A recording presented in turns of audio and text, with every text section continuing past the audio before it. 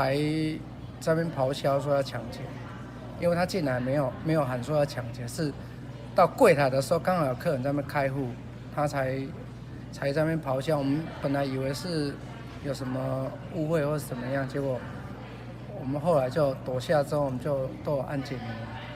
他停留的时间蛮久的，所以他是看到警察来才。他听到那个警车的声音才离开。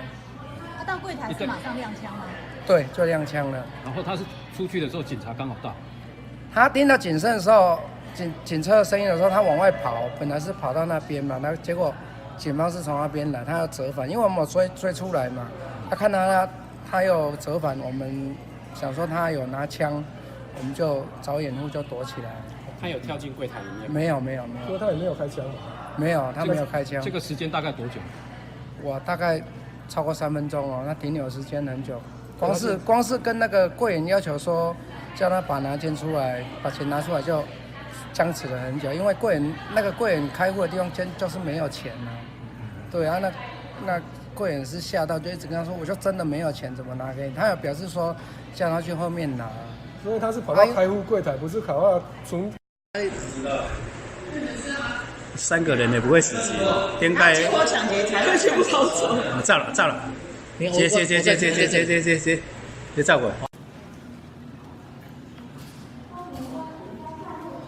边啊啦，边啊，嘿，啊，有这个情况，啊多，阮遐都无柜台，啊，手做种无钱，啊了，过来遮，我大家拢要警察来走啊。他是抢偌济？无抢着。他是提啥啦？右边。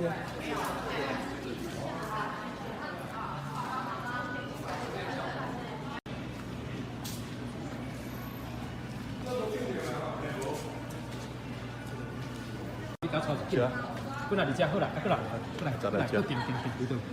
结果来照家，再来照家，过来照家，哎，起来在家上，来这里干嘛？跟我们说明一下这起惨案哈，大概我们围剿的情况是怎么样啊？几点发生的这样？我们是在今天的中午12点15分的时候，我们接到了那个伊朗的警报发放。那这一部分我们线上同仁马上赶到伊朗这边，那我们当场，我们经同仁的追击以后，差不多追击了超300-400公尺的时候，我们来到这个伊朗抢险的嫌犯。那这个嫌犯我们现在带回我们的驻地，在侦讯当中。那在过程中听说是嫌犯还有开一枪，是不是？我们初步的查证现场说有开一枪，那这一部分应该是嫌犯所开的。在哪里开啊？对谁开？他是在那个银行外面的部分。那这部分我们还在调阅相关的证据。那我们抓到他的时候，那个手枪发现那个手枪是改造的还是玩具？那这一部分，我们要经过我们的监视人员初步的监视才能够再确认。这个嫌犯有没有想说他是为什么要抢？